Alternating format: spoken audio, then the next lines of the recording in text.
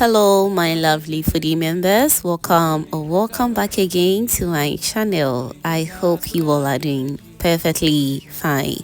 Today I share with you this Hausa Koko recipe. This is one of the most popular breakfast food that you're going to see every morning on the streets of Ghana. You will love this breakfast food. Good for babies and good for adults as well. So now without wasting my time, let's dive right into the video.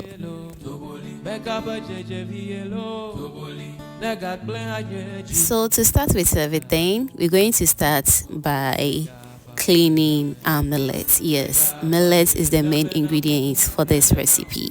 As you can see, this millet is very dirty, so we need to wash it very well. So now let's wash this for about 5 times or 6 times until the water runs out very clean.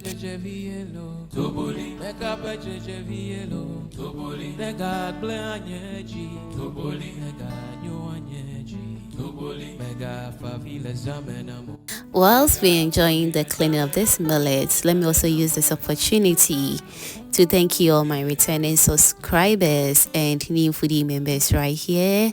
You guys are amazing. Thank you so much for liking my videos, sharing, also commenting on my videos, fam. I am very grateful. Thank you so much for doing that. Alright, so now I've been washing this millet for about 4 to 5 times now, and as you can see, the bad ones are floating on the surface of the water, as you can see. So I'm going to strain it out and I'll wash it for the last time. You need to strain it out because it's not needed in this recipe. Alright,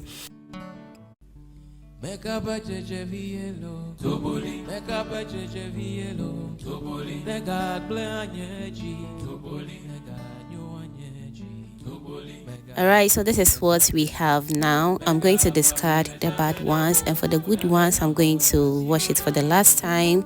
And as you can see, the water is a little bit clear. I tell you, you really need to wash your millet very well because it can be very dirty. So after washing it for the last time, I'm going to transfer this into a different bowl. I'll go in with enough water, I'll cover it and allow it to soak for about 24 hours or overnight. So I soaked mine for about 10 hours and it was just perfect.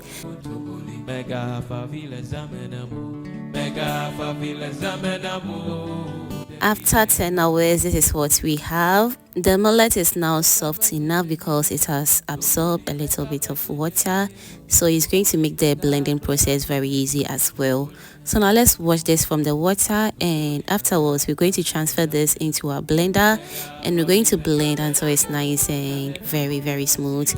So before we blend this millet, I'll also go in with some natural spices, which is going to make the Hausa Koko taste very spicy and very tasty as well. So I'll go in with some dried pepper, cloves. Next I'll go in with some grains of Selim and ginger. Now if you're making this porridge for babies, then the amount of pepper and ginger should be reduced. Alright, because you don't want it to become too spicy, just like this. Alright, so now I'll go in with some water and I'll blend until it's nice and very smooth. And while that is done, we will need a chiffon cloth, a neat material or any strainer that can help you strain out the water from the chaff. So after pouring in the mixture, I'll squeeze it really hard, just the way you're seeing it on your screens right now, to get enough water from this. And after everything, I realized the chaff was too much, so I needed to reblend it to get enough milk from the chaff. Alright, and if you are still with me at this point and you haven't still subscribed to my channel yet, what are you waiting for?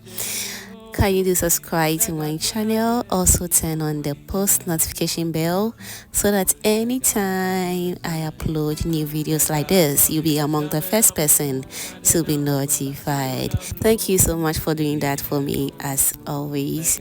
So I'm going to give this the last strain, so make sure that I have a very smooth and nice milk As you can see at the bottom, I have a little bit of chaff and milk at the same time, which I'm going to rinse it with a little bit of the milk as well, because why not? I am not wasting anything out. So after straining it for the last time, this is what I have. It looks very smooth and just perfect right now. So I'm going to cover this and allow it to sit overnight. You can also keep this for about 12 to 15 hours if you want. The main motive is that we want the water to separate itself from the millet dough. As you can see for yourself, I have water at the top, and also beneath the bowl I have some of the millet dough at the bottom of the bowl as well. And as you can see for the second bowl that I did, I have a lot of the millet dough and the water as well. So what I'm going to do right now is I'm going to strain out the water from the millet dough, just the way you see it on your screens right now. So it is the dough that we're going to use for the porridge, and also the water as well. But for the water, if you don't want to use it, you can throw it away. But for a better taste and to get that original Hausa Koko taste, you don't need to throw this water away. It's very, very important. So next, I'm going to start by cooking my water. So I'm going to transfer my water into this cooking pot.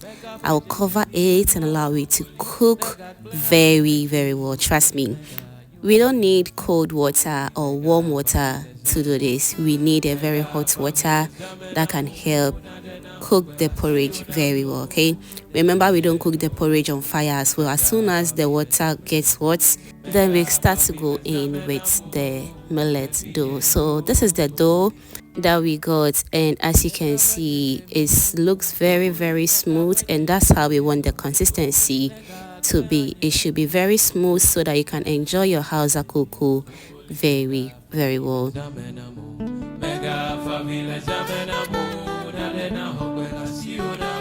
Alright, so we are back to check on our water, and as you can see, the water is really hot now, and that's how we want it to be. So I'm going to turn off the flame, and as you can see, I have some bubbles on the surface of the water, and I'm going to set this aside because I don't really need it in this porridge. I think it's fermentation that was about to take place. That's why you see some bubbles on the surface of the water. Okay, so if you don't see it, that's just fine. So next, I'm going to set some of the water aside because I don't want my porridge to be very runny. If you don't want wahala, all you have to do is to set some of the water aside. But if you think the porridge becomes too thick for you and you want to go in with extra water, you can go in with the water that you set aside. So now let's go in with our millet dough, and as soon as you go in with the dough, you also need to stir periodically, just the way you see this on your screens right now. At this point, the flame is off. I'm using the hot water to do this. Trust me, if you don't turn off the flame, your porridge is going to turn into starch, and we don't want that to happen at all, right? So always make sure to cook your water until it gets very, very hot so that you can get the perfect Hausa Koko consistency and color that you want. So at this point, I'll rinse my bowl because why not? I'm not leaving anything out, alright? And also the consistency was a little bit thick for me, so I needed to go in with more hot water to get to my preferred consistency.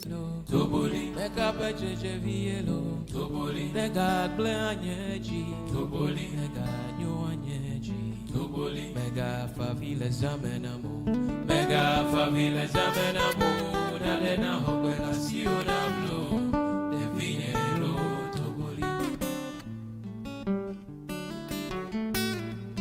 So after stirring continuously for about 5 to 10 minutes, this is how the consistency turned out. It's not too thick and not too runny at the same time, just perfect, just like the Swiss own. And now the cocoa is ready. So now all that is left is for us to serve ourselves and enjoy. Hausa Koko is mostly enjoyed with some pink and so, kose, akara, bread, puff puff or buffaloat or any other thing that you can think of. Also, let me know in the comment section what you think about this Hausa Koko recipe, and trust me, you are definitely going to love it.